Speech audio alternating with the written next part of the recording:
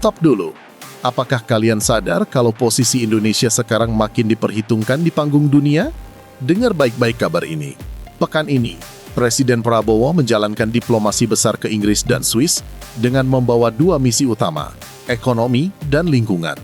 Di Inggris, Presiden Prabowo dijadwalkan bertemu langsung dengan Raja Charles III dan Perdana Menteri Keir Starmer. Agenda yang dibawa bukan agenda biasa, mulai dari penguatan kerjasama ekonomi, sektor maritim, hingga isu konservasi alam. Setelah itu, Presiden melanjutkan perjalanan ke Swiss. Bayangkan ini, sebuah pertemuan tertutup di London tanpa konferensi pers besar, tanpa judul media yang bombastis. Namun hanya dalam hitungan hari, Washington mulai membaca ulang peta strateginya. Kuala Lumpur mulai menimbang ulang langkah politiknya. Pada 20 Januari 2026, Presiden Prabowo Subianto melakukan manuver senyap yang nyaris luput dari perhatian publik. Tapi dampaknya berpotensi menggeser keseimbangan kawasan Indo-Pasifik. Dan pertanyaannya tinggal satu. Apa sebenarnya yang sedang dikunci Indonesia dan siapa yang mulai merasa terusik? Tahan dulu jawabannya, karena ceritanya jauh lebih besar dari yang terlihat di permukaan. Selama ini, Indonesia dikenal konsisten dengan politik luar negeri bebas dan aktif. Tidak sepenuhnya condong ke barat, tidak pula masuk ke blok timur. Namun dunia sedang bergerak cepat. Amerika Serikat kembali menegaskan pendekatan America First. Lebih fokus ke dalam negeri, lebih protektif, dan semakin selektif dalam menentukan sekutu. Di sisi lain, Inggris pasca Brexit menghadapi tantangan berbeda. Pengaruhnya di Asia melemah, akses ekonomi dan militernya menyempit. Di titik inilah Prabowo membaca peluang. Tanpa pidato panjang, tanpa drama diplomatik, Prabowo bertemu langsung dengan Perdana Menteri Inggris, Keir Starmer, di London. Ini bukan kunjungan seremonial. Ini adalah pertemuan tingkat tinggi dengan agenda yang konkret. Yang menarik, Indonesia datang bukan sebagai pihak yang meminta, tetapi sebagai mitra yang dibutuhkan. Di tengah dunia yang makin terpolarisasi, menurut kamu, apakah strategi bergerak senyap justru lebih efektif dibandingkan konfrontasi terbuka? Presiden Prabowo Subianto menyampaikan bahwa Inggris akan membangun 1.500 kapal tangkap ikan untuk nelayan Indonesia sebagai bagian dari kerjasama strategis di sektor maritim.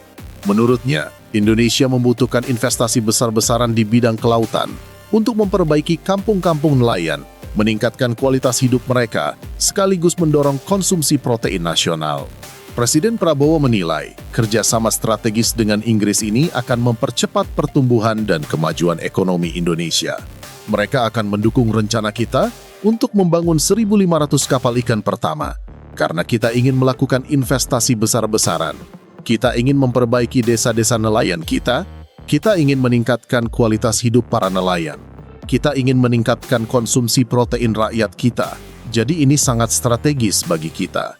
Ini akan mempercepat pertumbuhan dan kemajuan ekonomi kita, khususnya di sektor maritim.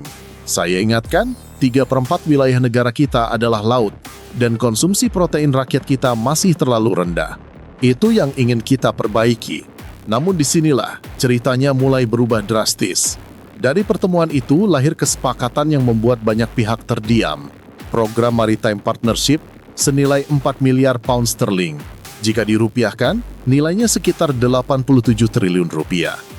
Dan yang paling mencolok, Indonesia resmi ditempatkan sebagai mitra maritim utama Inggris di Asia Tenggara. Bukan Singapura, bukan Malaysia, bukan Vietnam, Indonesia. Program ini mencakup pembangunan sekitar 1.500 kapal penangkap ikan modern untuk nelayan Indonesia. Bukan dibangun di Eropa, melainkan di galangan kapal nasional dengan tenaga kerja lokal. Dampaknya langsung menyentuh akar rumput. Nelayan lebih sejahtera. Kampung pesisir direvitalisasi. Ketahanan pangan laut diperkuat. Namun ada satu detail penting yang jarang dibahas media. Proyek raksasa ini dipimpin oleh Babcock International, perusahaan besar industri pertahanan Inggris. Artinya, kapal-kapal ini bukan sekadar kapal nelayan biasa. Mereka menjadi bagian dari ekosistem pengawasan laut nasional.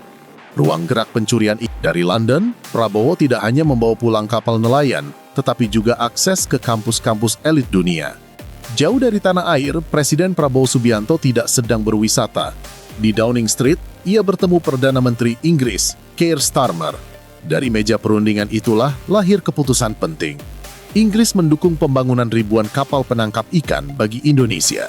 Karena 3/4 wilayah negeri ini adalah laut yang kaya, namun selama ini belum sepenuhnya dimenangkan oleh rakyatnya sendiri. Namun Prabowo tidak berhenti di laut.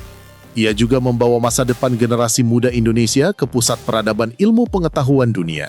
Kerjasama dengan kampus-kampus elit Inggris ditegaskan, karena bangsa besar tidak berdiri di atas sumber daya alam semata, tetapi di atas kualitas manusianya. Dari London, Prabowo tidak pulang membawa janji, melainkan membawa masa depan. Salam Pancasila, Biro Suara Rakyat. Agendanya jelas dan serius. Memperkuat kerjasama ekonomi, maritim, hingga konservasi alam.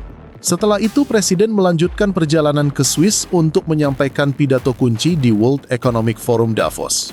Di hadapan para pemimpin dunia, Presiden akan memperkenalkan visi baru ekonomi Indonesia di tengah perubahan global.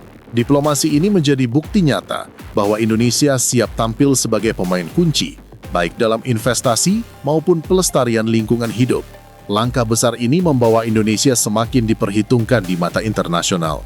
Bangga tidak melihat Indonesia makin aktif di forum global? Menurut kamu bagaimana? Tulis pendapatmu di kolom komentar.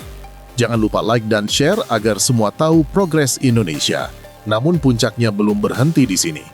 Bagian paling menentukan dari kerjasama ini bukan soal uang, bukan pula jumlah kapal, melainkan transfer teknologi dan penguasaan sistem. Indonesia tidak membeli produk jadi. Indonesia belajar membangunnya, menguasai manajemen produksi, mengamankan rantai pasok strategis. Semua ini tercermin dalam proyek Fregat Merah Putih karya PT PAL. Meski berbasis desain Arrowhead 140 dari Inggris, Indonesia tidak terkunci pada satu sumber teknologi. Sistem sensor dan tempur dipadukan dari berbagai negara, termasuk Turki. Indonesia bertindak sebagai arsitek sistem, bukan sekadar pengguna pasif. Di level regional, lompatan ini memperlebar jarak kemampuan industri pertahanan Indonesia dengan sebagian negara tetangga. Dari sudut pandang geopolitik global, langkah Prabowo dinilai sebagai strategi hedging yang dingin, namun sangat efektif. Indonesia tidak menutup pintu ke Amerika Serikat, tetapi juga tidak menggantungkan masa depan pada satu kekuatan besar. Dengan menggandeng Inggris, anggota G7 dan NATO, Indonesia mengirim pesan halus namun tegas. Jakarta punya banyak pintu strategis. Implikasinya langsung terasa di wilayah krusial seperti Selat Malaka dan perairan Natuna. Armada nelayan modern, industri galangan kapal yang kuat, dan integrasi keamanan laut membuat Indonesia tidak lagi sekadar melintas, tetapi mulai mengendalikan ritme kawasan. Dan di titik inilah jawabannya muncul. Indonesia tidak lagi hanya berbicara soal potensi. Indonesia mulai mengunci posisi strategisnya di Indo-Pasifik. Jika menurut kamu video ini bermanfaat, jangan lupa klik like, tulis pendapatmu di kolom komentar, dan subscribe agar tidak ketinggalan pembahasan selanjutnya. Karena ke depan, langkah Indonesia akan semakin sulit diabaikan.